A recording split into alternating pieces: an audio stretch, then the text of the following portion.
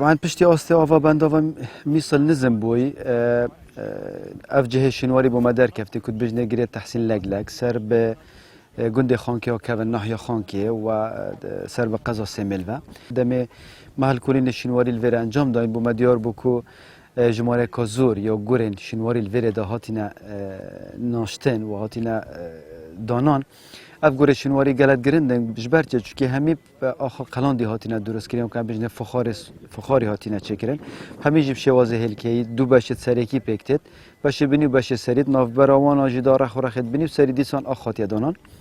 طبعا اف گوره پشتی کما ودیتن السرکری سردمیان بو صده سه یعنی که 300 سال بری زاینه سردم هلنستی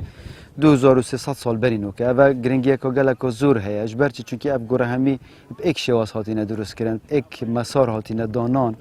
و گورستان خود دو باشد سرکیه باشک بو مزنانه یعنی که اف کسی که تمنیت و مزن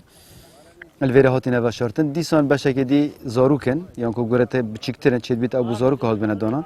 طبعا کاری بردامه و پشتی کم مودیتن شنواری جل سروی جی کردن او گریل همی گرنگتر اوه کود کفیتا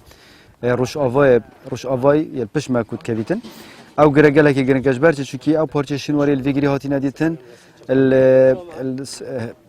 2300 سال دست بید کرد حتی کدی ماهی که سرده مثل یعنی تقریبا نزدیک 5000 سالان جانت ویرده بردام بید شواز درست کردنوان گرنگی که زور هست دیاره که باجر اتکوندا باجر که گرنگی بیاد چونکی نزدیک ریبار دجله کبن حلوی جهیدا ما بناغه ودیتینه و دیسان ما پیکر ودیتینه و واج مارا که زور یا پارچه شنواری ما ودیتینه و نوکل مزخانت پاراستینه